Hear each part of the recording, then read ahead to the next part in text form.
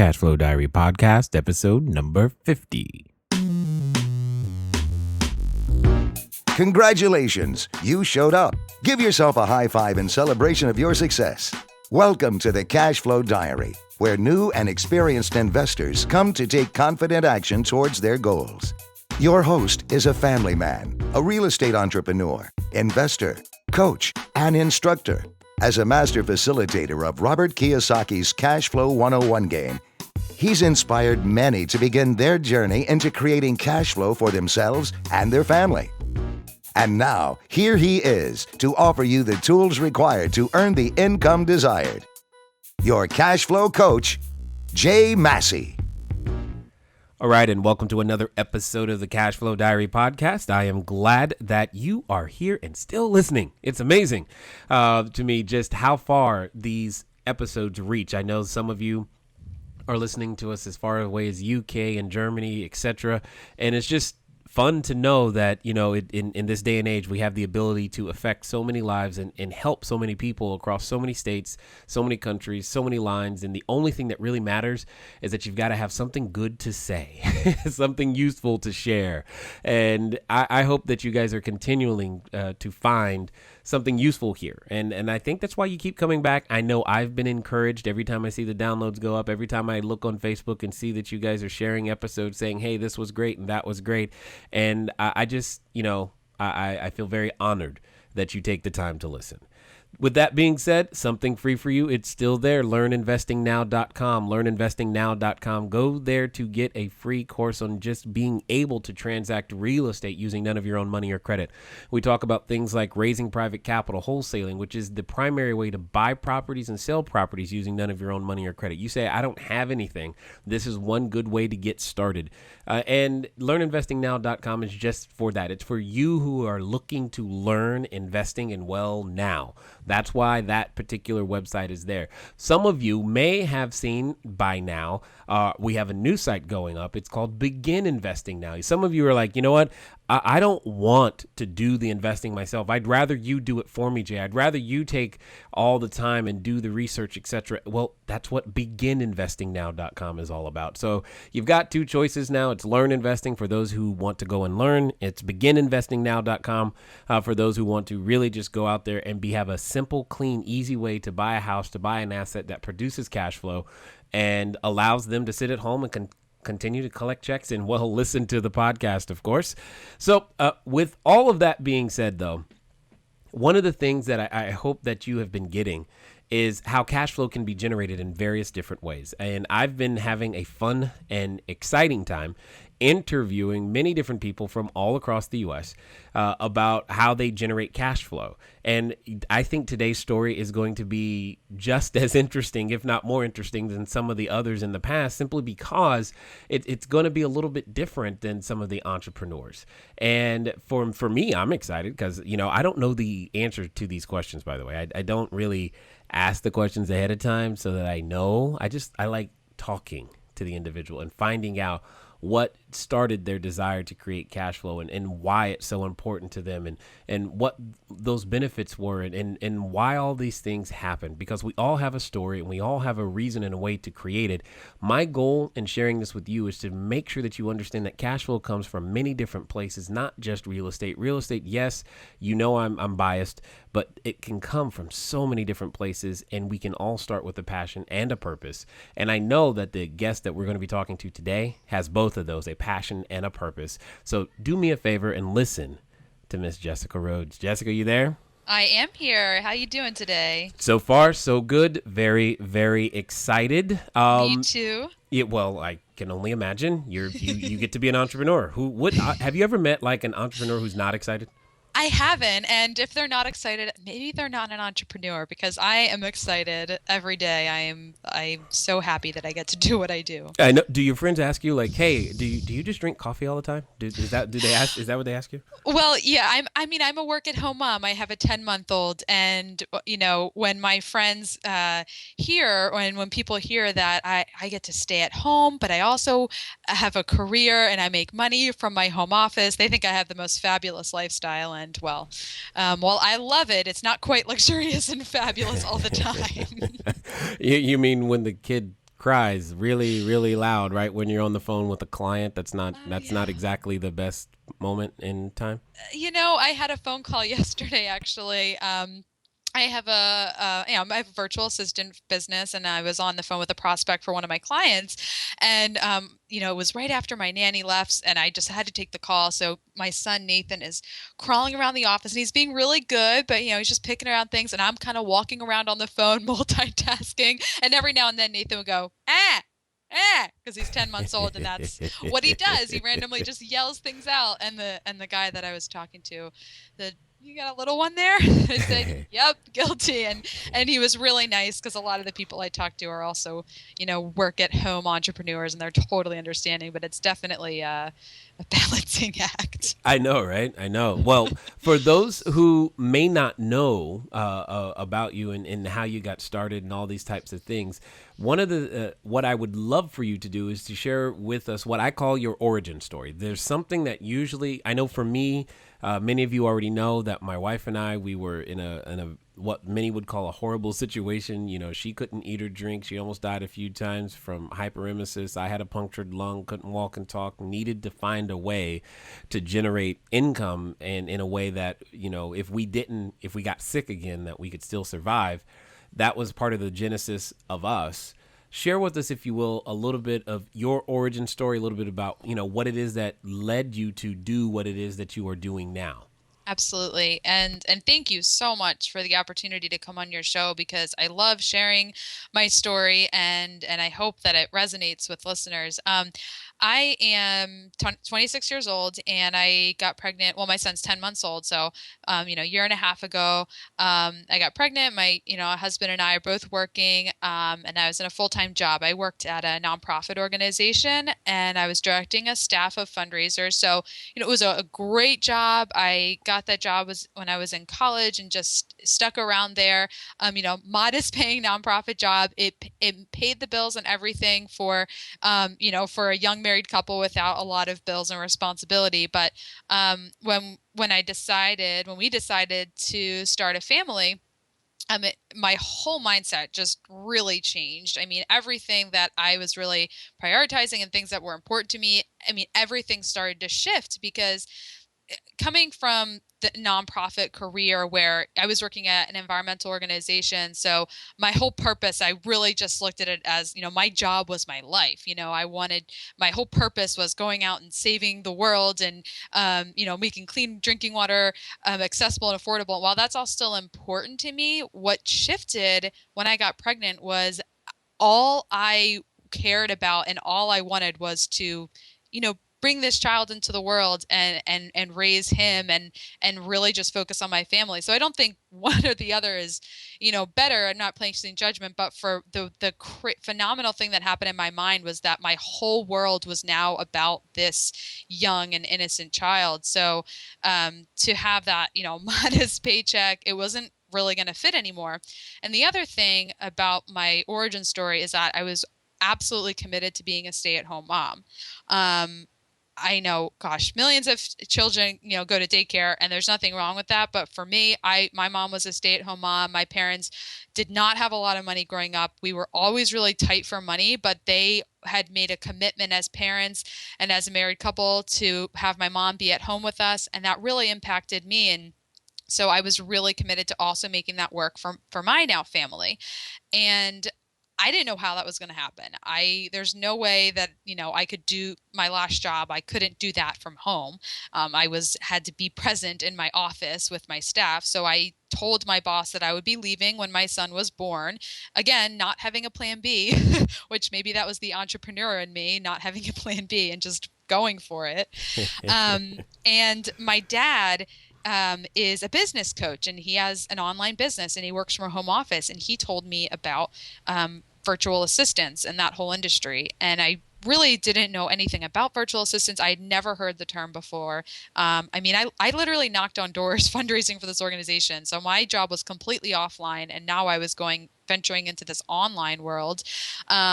But, to make kind of a long story short, he coached me in starting a virtual assistant firm, and I did it, on the side when I was pregnant, finishing up my job. I worked up until 2 days before my son was born, and then I kind of went, full time with entrepreneurship. And the big reason, my big passion and purpose for starting my own business and not just getting a job where I could work from home, is having that limitless potential for profitability and for growth. I mean, I was really just done having to ask permission to make changes in my office and in my job, and having to ask someone to take a vacation. I mean, I was talking with somebody about this last week, and it's so little, because to ask someone for a vacation day at a job, but for me, I always dreaded it. And I love that I can just work really hard in my business and get an instant pay raise by working hard and getting a new client, whereas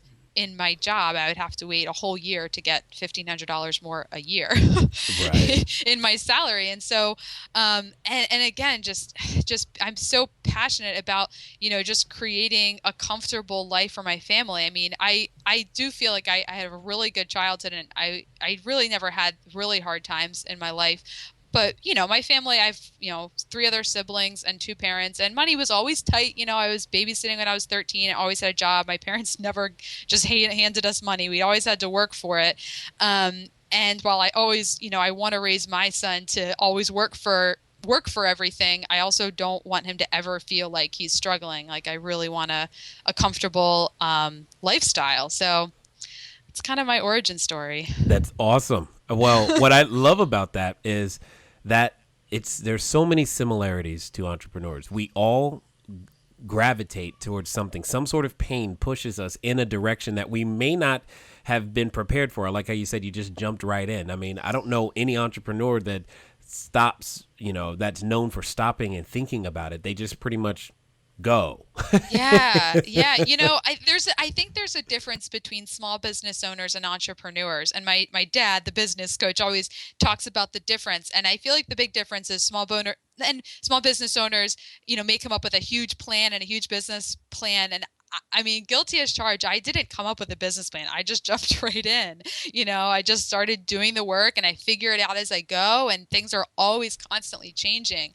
And I think that's kind of what makes an entrepreneur, is they're just constantly moving, constantly taking massive action, and following the money, doing what works, finding a demand in the marketplace and figuring out a way to supply that demand. Exactly. And we solve problems. Yeah. And at the end of the day, one of the things that you've brought up that I don't think I've ever mentioned to the audience is just understanding that we all have things that irritate us. And for you, you didn't like the idea of asking for permission to go on vacation. And I can resonate with that because there was a time when my oldest daughter was sick and I had to ask permission to go get her from the school. And I'm just like, this just ain't right.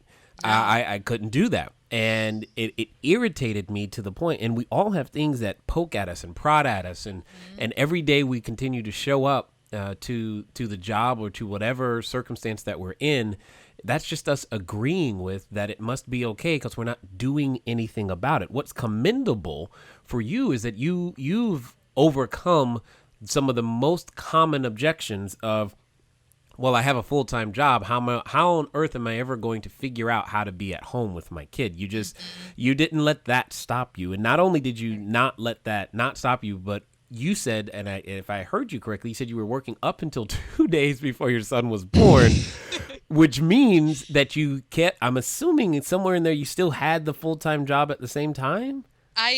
So I gave birth March 10th, 2013, and I started my virtual assistant work November of 2012. So I was working, doing VA work in the mornings before I would go into my office, and in the evening. So I was doing it part-time for several months, and I was my son was due March 8th, and I was going to work all the way up until like I went into labor. And a couple of weeks before, I said to my boss, I was just totally done. I'm like 9 months pregnant. I'm like, I can't do this anymore. So my last day will be March 8th, and then of course, like luck would have it, he came on that Sunday for the March 10th. So I was thinking maybe I'll get a week off, but well, that's just how my life goes. So I worked right up until the end, and then I gave myself 2 weeks maternity leave.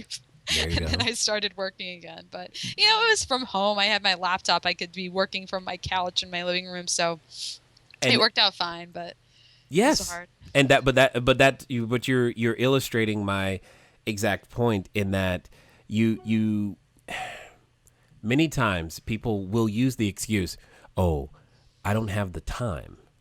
But I tell people all the time, well, you have the same 24 hours as everybody else. And it's what you do and how you prioritize those 24 hours. If it really means that much to you, you'll steal from your sleep if you've got to. If that's what it's going to take. And that's exactly what you did. Right. And go ahead. Yeah. I mean, Jay, ever since, that's also true. And ever since I really became an entrepreneur, I've really immersed myself in personal development.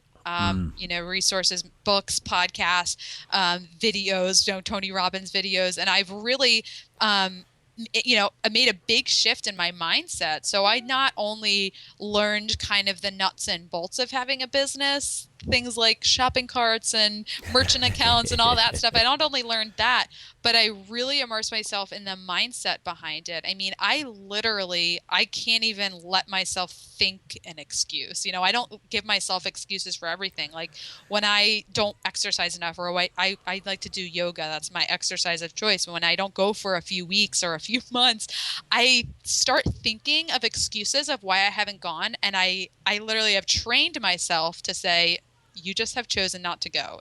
You have no excuses. Right. There's no reason why you haven't gone to your yoga classes. You just have not gone, and it's your fault. So I've really, taken that and implemented it in every part of my life now. I just never give myself excuses. So, I mean, when I have lots of friends now who have babies, and they look at me, oh my gosh, you're so lucky. And I'm like, I'm not lucky. I just worked my butt off and I invested in myself. I mean, I have put a lot of money into my business, and it's not, so there's a lot of work that people don't see. The quickest way, I there isn't much that just like sets me off instantaneously, but when I hear the word, you got lucky, that just sends me to all kinds of fits. And I'm just like, what part?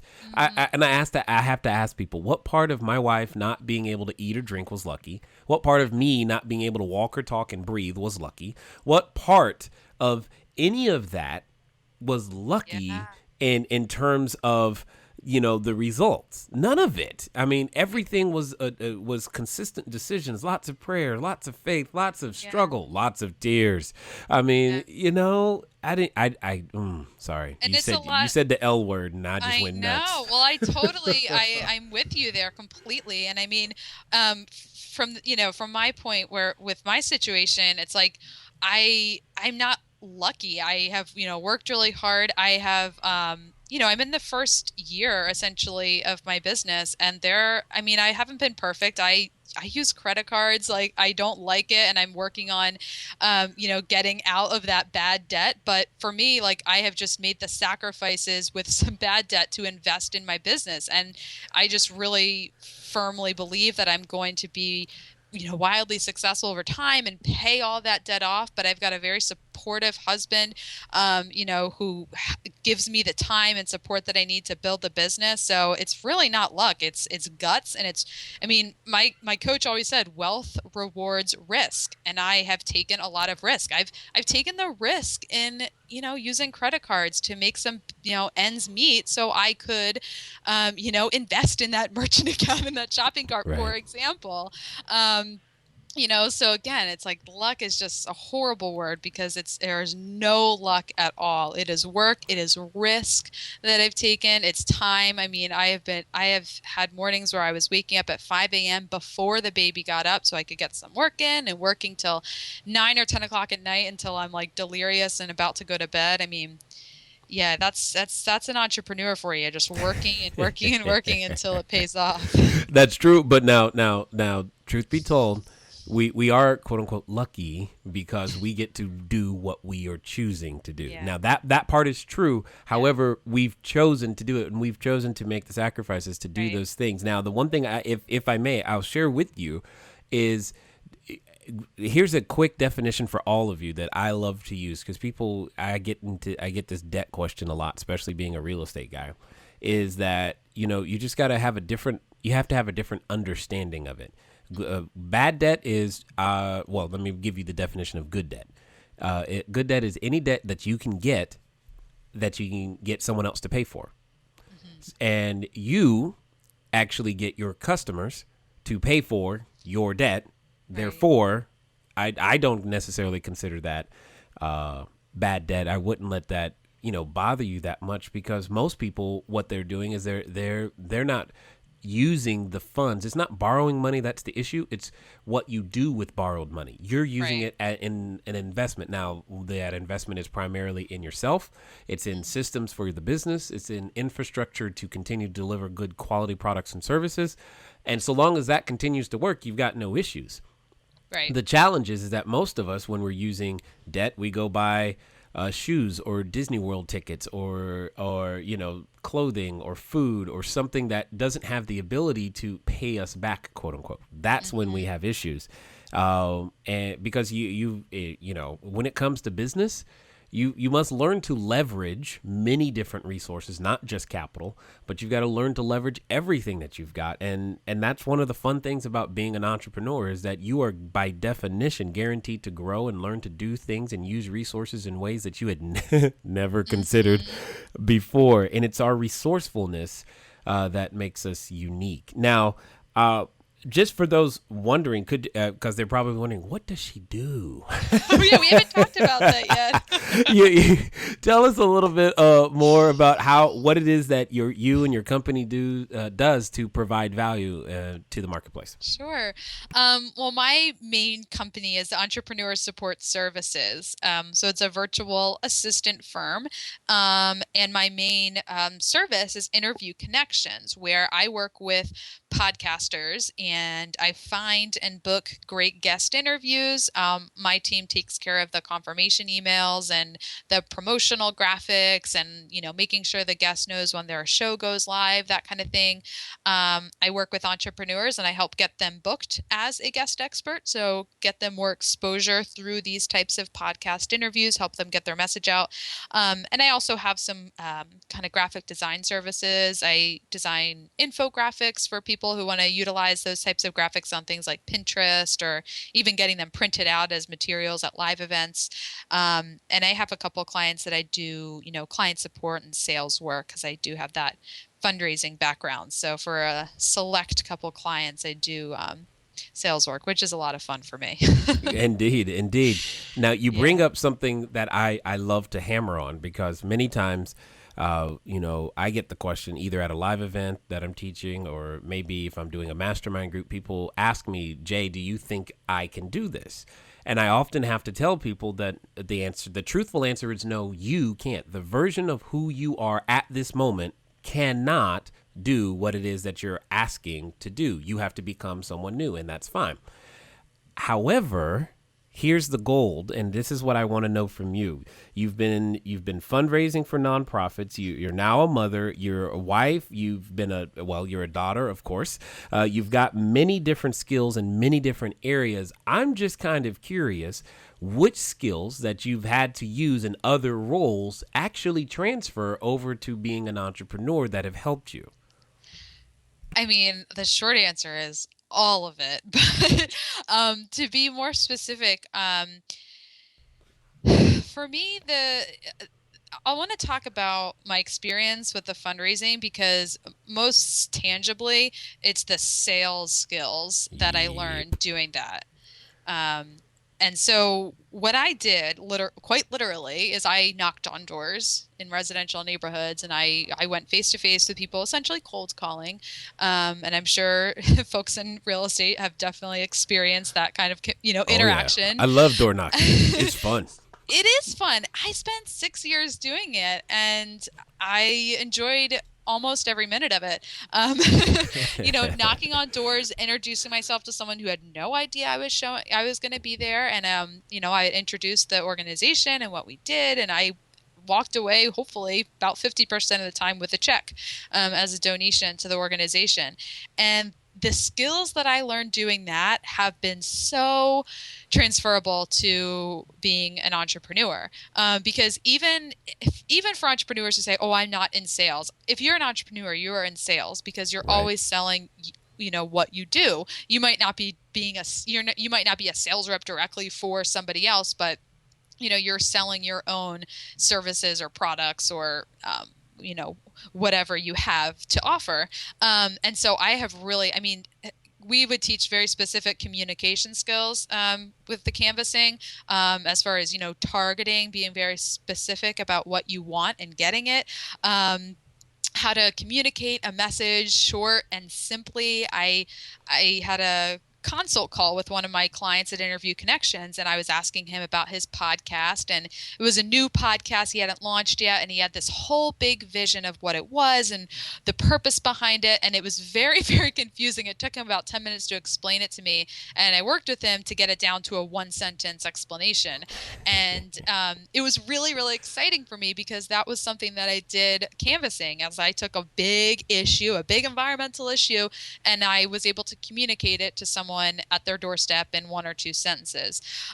So that has been a skill that I've transferred. And just, I mean, when I talk to prospects on the phone for my business or for my clients, the skills of just being able to drive people to action. I mean, yesterday I had a lot of fun talking to a prospect for my client. And it was for his newsletter marketing program, and on the phone, I talked to the prospect, I told him all about the program, and I said, great, well, I can sign you up right here on the phone if you'd like to get started, get you going this week. And we got him signed up on the phone. So just that, the confidence to just give people a call to action and walk them through the steps. So the skills from my last job were just very very transferable and has really helped me as an entrepreneur. Yeah, I was when you said that you directed a staff of fundraisers, I was like, oh, then she's gonna. There's no way. Of course, I mean, once you've Yeah. done sales, once you've sold something, you can sell Hmm. nearly anything because there's Yeah. so many similar processes to that, and it doesn't really matter, what your passion is. I mean, not it doesn't. You could sell pet rocks. It doesn't matter. There's a person who wants a Exactly. pet rock, okay, Exactly. and that becomes your business. And that's the thing, is because I find a lot of entrepreneurs are wondering, what's the best business for me to be in? How can I make the most money in the least amount of time with the least amount of effort? And that's so the wrong way to go about it. And and the one thing that they're running from is learning how to sell. And I'm just like, Hmm. you better run toward that puppy because you can't avoid it. It Exactly. and they try. I just think it's funny. Okay. Want to make sure that you are still listening. I'm sure you are. Anyway, the cash flow question, it's that time. So, last time, what was the question? For those of you wondering, you send in an email to cashflowquestion@cashflowdiary.com, or you can call us at 800-689-1764. Give us your answer to the cash flow question for an opportunity to win an autographed copy of the book, Cash Flow Diary, the book. Wow.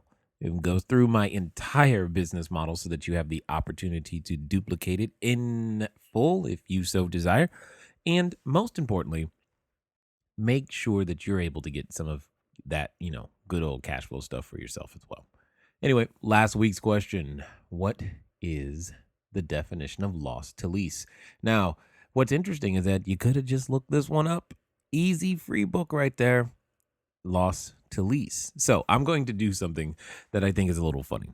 I'm just going to read the long technical version and then just summarize it. Loss to lease. A charge taken against gross potential rent for leases signed on apartment units after their initial lease up term has expired to stimulate when the leases are either renewed or a new tenant moves in either case, leased, at a rent below the then gross potential rent. Loss to lease is calculated by applying an assumed loss percentage to the GPR. The resulting dollar value is deducted from the GPR. Now, in English, have you ever seen those signs where you got like a $50 off of move in or $100 off of move in, or hey, get a free microwave if you sign up today? Those types of things. Any sort of, you could use the word concession that's given as an incentive to lease that is typically below what they're calling GPR, or in this case, gross potential rent or gross scheduled rent, or you just call it whatever the market rent is, a little bit less so that you get it leased up. Hopefully that gives you some clarity and understanding. If you're out there looking at performers and you see loss to lease, here's another hint on that one. They're probably using an accounting method known as the accrual method, which is going to make it very, very challenging when you're doing your due diligence to be able to know what their true profitability or cash state or cash position looks like on that particular building. But you can get the due diligence done. Make sure that you connect with the individuals on your team who know how to do that. Now, let's get over to this week's question. So here's your shot. If you're listening to us for the first time, here you go. Remember, it's 800-689-1764 or cashflowquestion@cashflowdiary.com. So here's the question.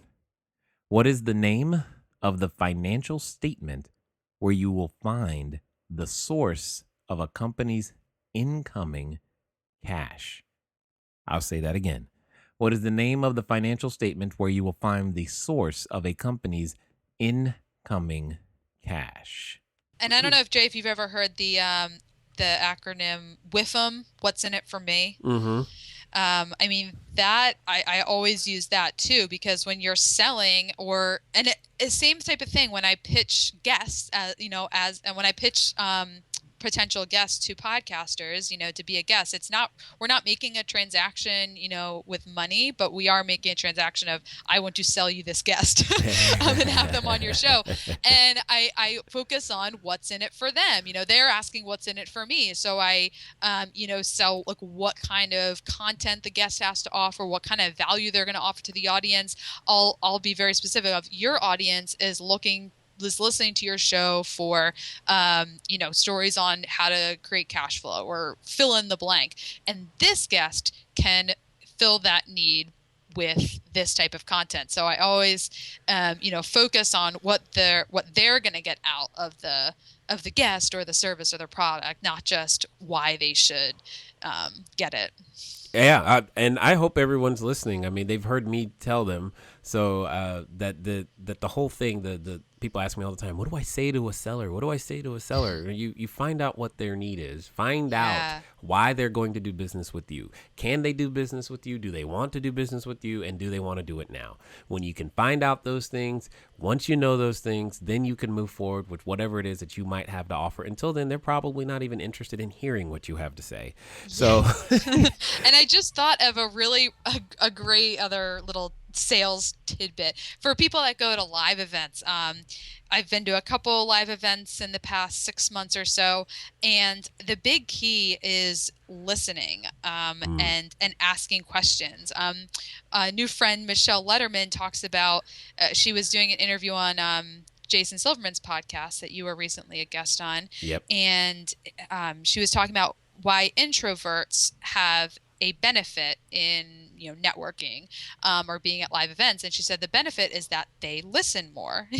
They're not going up to everyone and talking and talking and talking, and it's actually so much better to be listening. So I make a point at live events, when I meet people, when we talk to each other, I always start out by saying, tell me about yourself. Even if they start the conversation with, tell me about your business, I always say, well, first, tell me about yourself, because that's going to affect how I tell them about my business. What aspects am I going to tell them?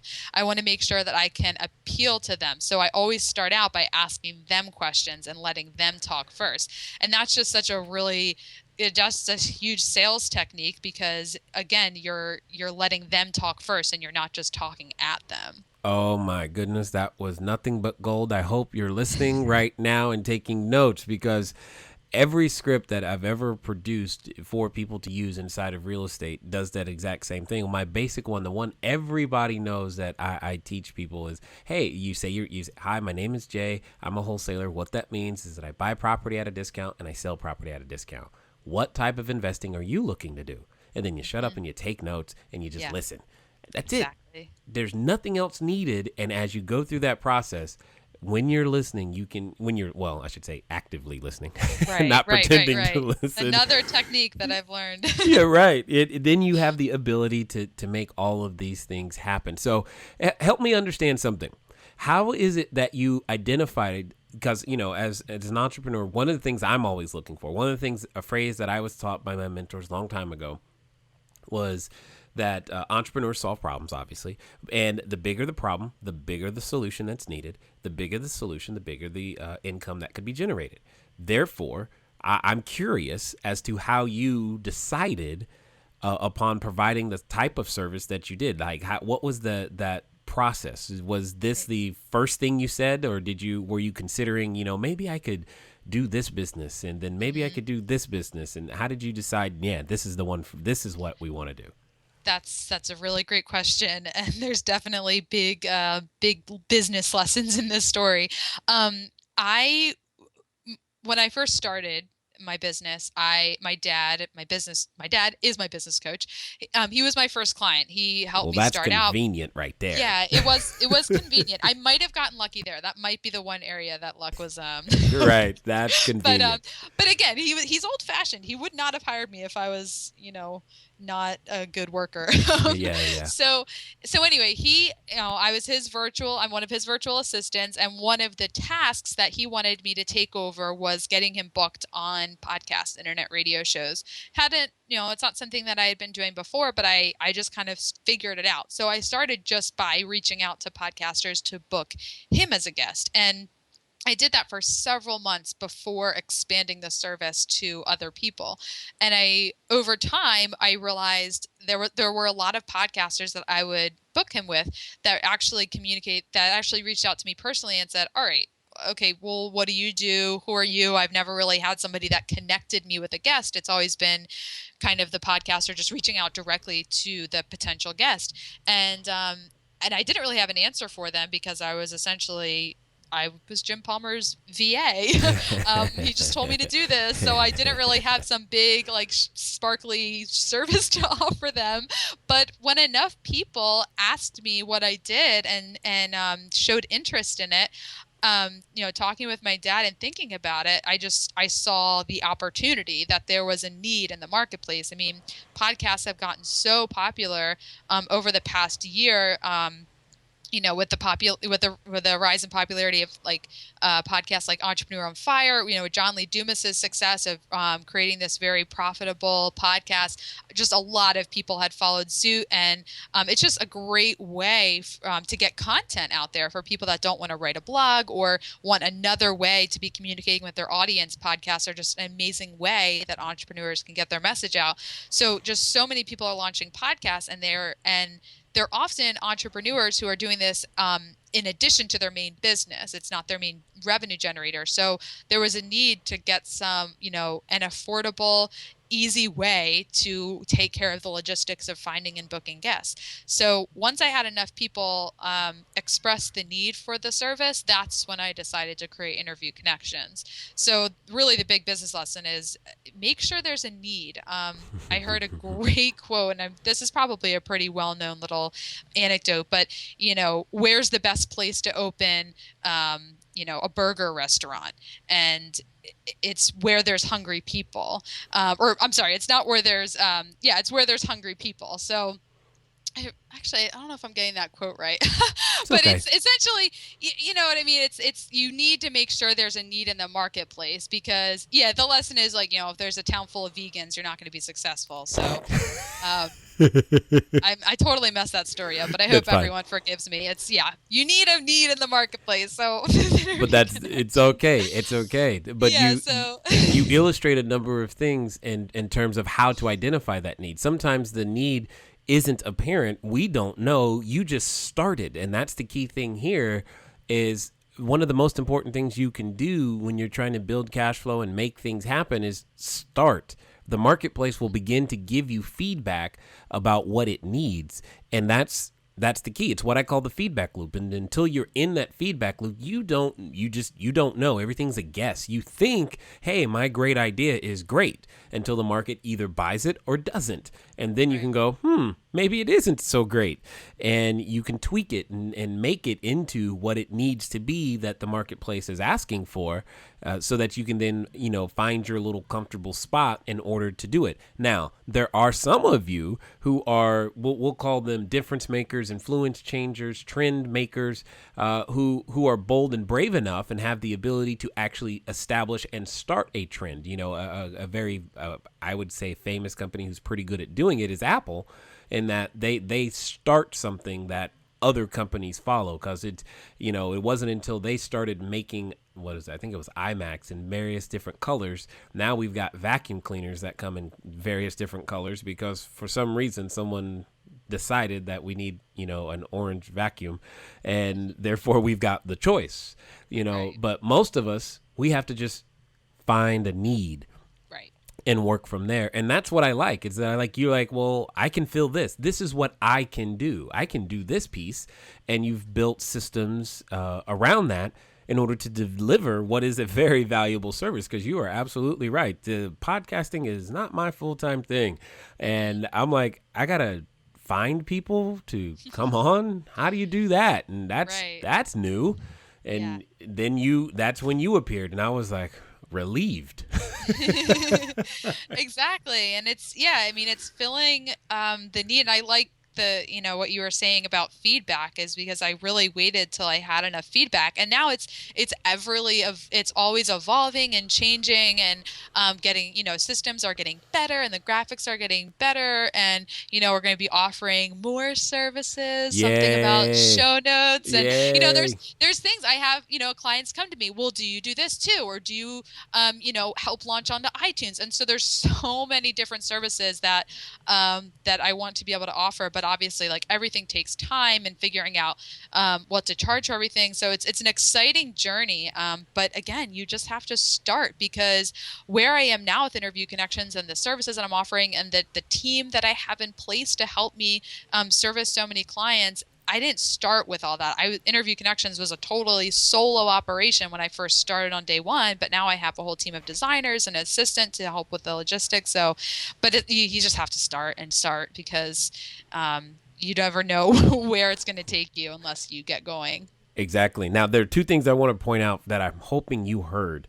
One, first of all, she's going to be doing show notes. I'm so excited about this because I know there are many times when you're listening to the episodes, I'm running through books, the guests are running through books, we're giving you websites. You're like, oh, I can't write that down fast enough. What was he saying? Where was that at? We're going to have those posted on the website. You'll be able to get those resources. Yay. Now, the other thing, though, that I want to talk to you about, because you mentioned this, how your business looks today is nowhere near what it looked like at the beginning. And dare I say, you probably couldn't have envisioned it being what it currently is. You just started and adjusted. Would that be an accurate statement? Absolutely. And I'm always thinking about I always try to think about my big goal and for me the big goal is creating a lifestyle that gives me a good amount of freedom to be able to spend time with my family and travel on vacation when I want to. So I'm always thinking about the systems to put in place to make it so I could leave my business for a week and have it keep running.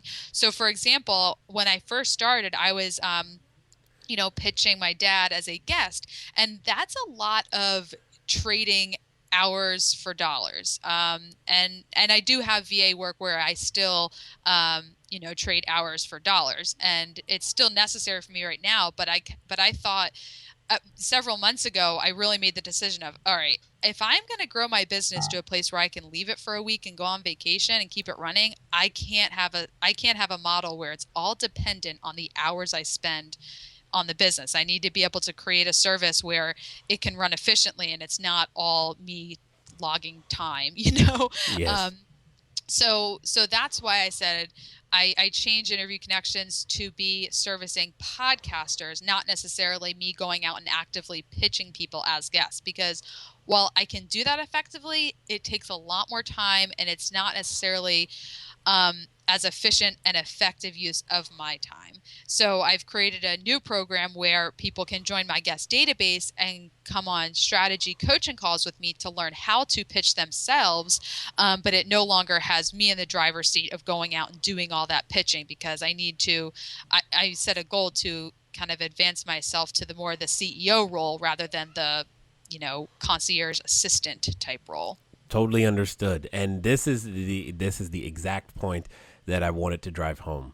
You start solo and then you grow over time until you get to that CEO role. And all of us go through this, but what I find to be very interesting is that how many of us are stop. We know that yes, we want to eventually be the CEO role, but we're not willing to be the chief cook and bottle washer at the beginning, and we want to start where the end is, and we can't. And so we say, since we can't start where the end is, I'm not going to start at all. And I think that's Right. such a huge mistake, because there are so many lessons that you learn as you grow into the space. And that's one of the things I'm most excited about right now, is especially for those of you who have been over to begin investing now, you know what's there in terms of being able to get the course on that's teaching you how to buy and hold property and all this other stuff. But that side of the business is beginning to run all on its own without my intervention, where I don't, the properties get vetted, everybody gets what they're looking for, all the due diligence is done, and I don't have to do it. And that gets me very, very excited,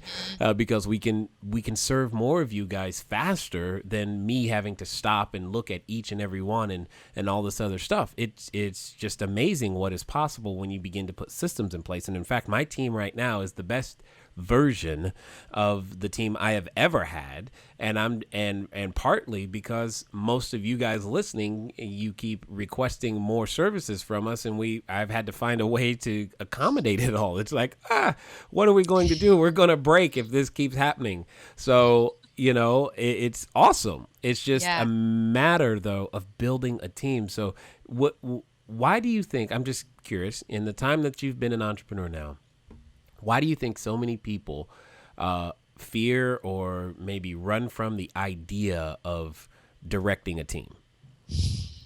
Well, it's just risk. I mean, there's just a lot of risk involved in all parts of entrepreneurship. I actually, just a little story that I thought of when you asked that question is I hired my first VA that I hired, which I don't believe in regretting anything because everything leads to the next thing, which is leading me where I am today. I But know where this is going. so my first VA was actually a friend, okay, and that's you'll probably all I know. Oh, that's a really know where mistake. this is going. Um, and she wasn't terrible, like she's a close friend of mine, but she saw what I was doing, and I was very clear about all the work that went into it. And she goes, I love what you're doing. I want to be able to work from home, and she's a very responsible person and everything. And I said, listen, if you really want to do this, I'll give you VA work, and you can help me in these areas, and it'll all be great. Well, that was a stupid mistake, because one of the big things I learned from another coach of mine who taught me how to build my team was you don't just hire someone to do whatever you need. You need to hire someone to fill a specific role. So that was mistake number one. And then and she had always said, hey, if you have more work, I'm willing to kind of grow with you. And I got to a point where I was getting capped out, and I said, listen, I've got 8 hours of work a week that I can give you. Let's do this. And she got scared, and she said, I don't want to leave my job. I don't want to cut my hours at my job because there's risk there. She would need to go a little bit, take a couple weeks, couple months before she could start seeing profits. And she got scared and kind of just didn't want to take on the work. So it ended fine. It was very respectful. I said, won't really work out anymore, and I don't really have the work for you anymore. I'm going in a different direction. And I hired an assistant who is fabulous because I interviewed people and I hired someone with experience, and so it all worked out. But it is definitely, there's a risk there, and you have to be okay with, I think, to answer your question specifically, I think what holds people back or what makes people afraid of it is probably a big part of it is the investment. I mean, having a team, you have to pay them. They're not free. And the No. good ones do cost money. I mean, I Yeah. had to, for my assistant, Angie, who is amazing, like she was more expensive than I thought I was going to pay, but I have realized that what you might save in dollars will cost you so much more in time and frustration. And I realized that with my first VA, she was very inexpensive because she was new and I was teaching her, but I had to spend so much more time training her and kind of like changing things around when I didn't really like the way they were done. It's really, really worth it to make the investment in someone who might have higher rates but is really good at what they do, because they'll take your business so much further than you could either on your own or with a team member who isn't really good. Indeed. I can only agree strongly because I've relearned that lesson many times, especially in the executive assistant position, that I can't even begin to tell you how many times I've relearned that lesson until the one I have now. She's the one I pay the most, have ever paid the most. In fact, I now it's just crazy because I have to pay her more than I used to make at my old job, and I'm like, when did that Well, happen? that is, no, Jay, I totally understand that because, as I evolve my business, and like I said, I still have clients where I, trade the hours for dollars kind of thing and charge hourly.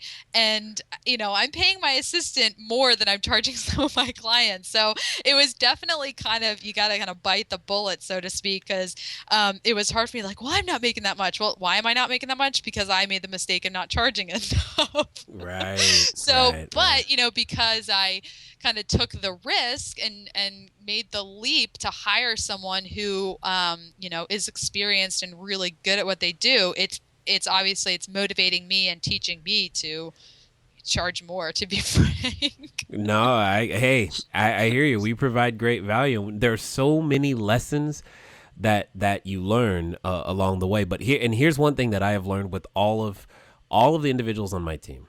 All of the individuals on your team, I tend to break them into either offensive players or defensive players. Uh, Offensive players should bring in more money than you actually pay them. Period.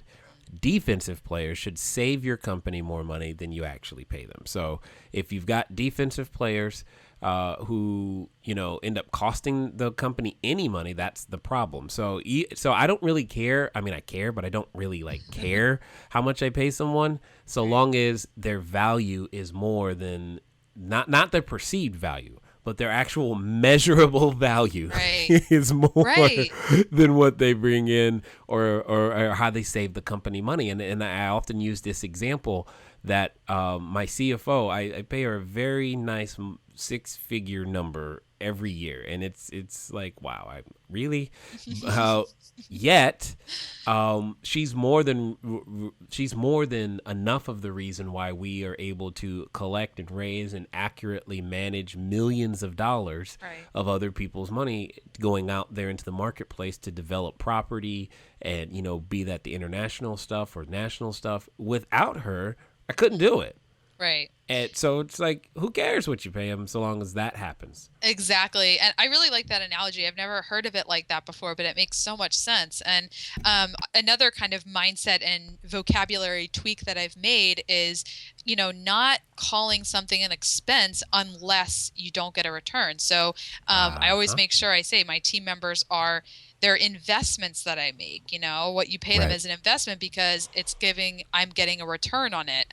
So long as the systems are in place properly. I mean, um, so again, as long as they're bringing a return, as long as they're helping make your business more profitable, it's all an investment. It's only an expense if you don't get a return on it. Yep. I see. What did I hear? It was if you build the people will build the business. Love it. That's what I heard it as. And I'm just like, okay. I Hmm. just didn't know how that always works out in the real world. But you've been an excellent example of that very thing, of it working out in the real world. And you're making that shift, that switch. And you just, and what I really love about entrepreneurs in your story in general is that you were clear on what you valued. You valued staying at home. You valued the fact that you really your freedom. You didn't want to have to Hmm. ask permission Right. for anything that you didn't feel you should have to ask permission for. And you did something about it. You didn't leave it on your complain list. You didn't leave it on stuff you just wanted to gripe about. You said, well, I should do something about this. And you figured out a way to do it. Even though you didn't know, even though schooling might have been completely different, Hmm. you said, well, this is what I can do about it. And let me go do that. And you did. And I love Right. it. Thank you. That's what makes entrepreneurs so great, is that we can live. That's why we're so excited, is we're living Yeah. closer to our values than what most people get to do. And well, who wouldn't be Exactly. excited about that Yeah. every I day? totally agree. And even on the bad days. Now, I'm sure you've had at least one bad day. Yeah. But so how do you manage to make it through those? What's the Ugh. secret tip to getting through those bad days where you feel like I just want to go get a job again? Oh, well, you know what? Honestly, I've never thought I just want to go get a job again. That Okay. that thought has actually that has never crossed my mind. But there obviously have been days where, maybe a client really frustrates you, or you make a mistake and you're mad at yourself that you didn't handle it properly, or maybe you've got so much work. I mean, when you're in a business where you have clients that you directly communicate with, it can be sometimes worse than having a boss at a job. Yeah. I mean, I am lucky. I have clients that are fantastic, and I love them all. But I mean, everyone has their bad days and everyone has their annoying days, and there are definitely those days where where I'm happy that I work from home because I can sit there and go, ugh, and nobody sees or hears it. No, none. So, you know, it's so much mindset too. Like I said, I've immersed myself in personal development, and it's so many like mindset um like shifts that have helped me get through the days. And I do yoga a lot, so just the ability to say this too shall pass is really helpful because yesterday was a crazy busy day and I was so tired by the end. I was just exhausted laying on the couch like half dead at 7 o'clock. And today it's like a lot more leveled out. I'm not everything is kind of smooth sailing, and I think why do the days have to um why can't they all be just leveled out? But Nah, not sorry. You didn't sign up for that.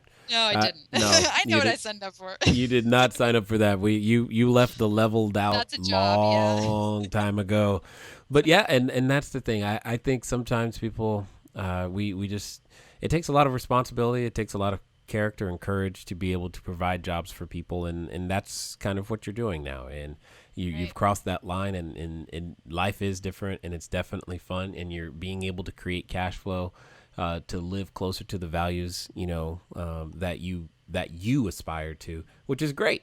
And so many of us fail to do that for all kinds of reasons, and I just commend you for being courageous, and Well, thank because most people don't develop that courage.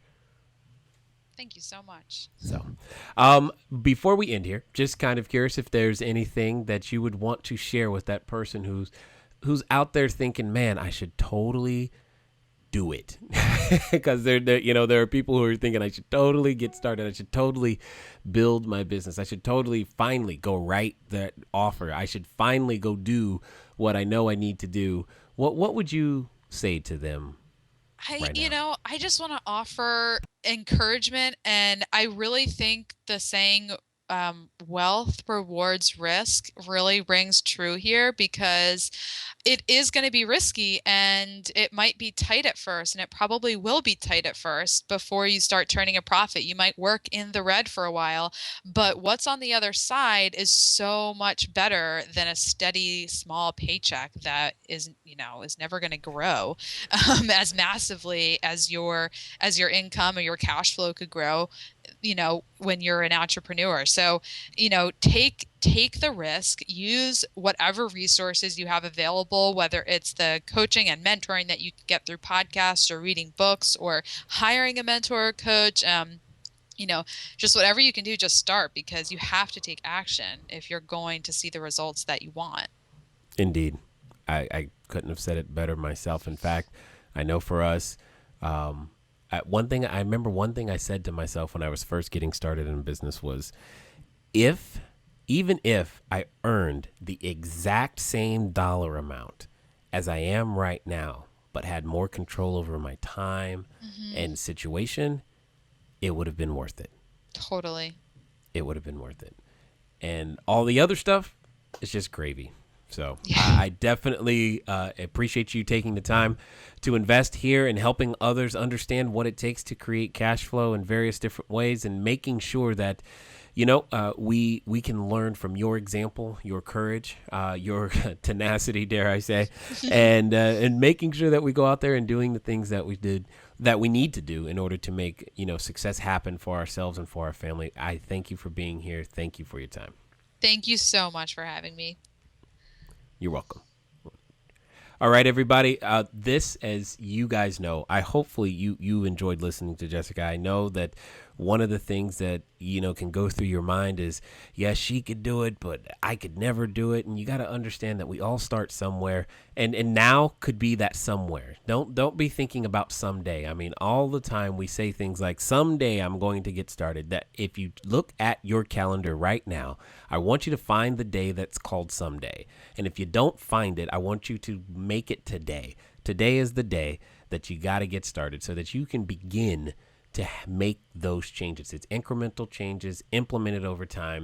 And I think you'll understand one day when you look back and go, man, I'm so glad I got started. Anyway, that's been another great episode, and I will talk to you guys soon. Until next time.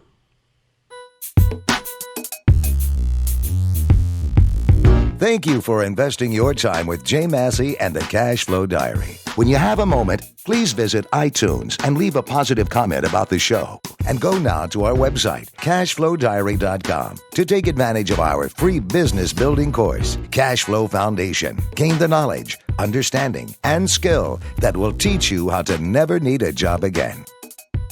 Until next time.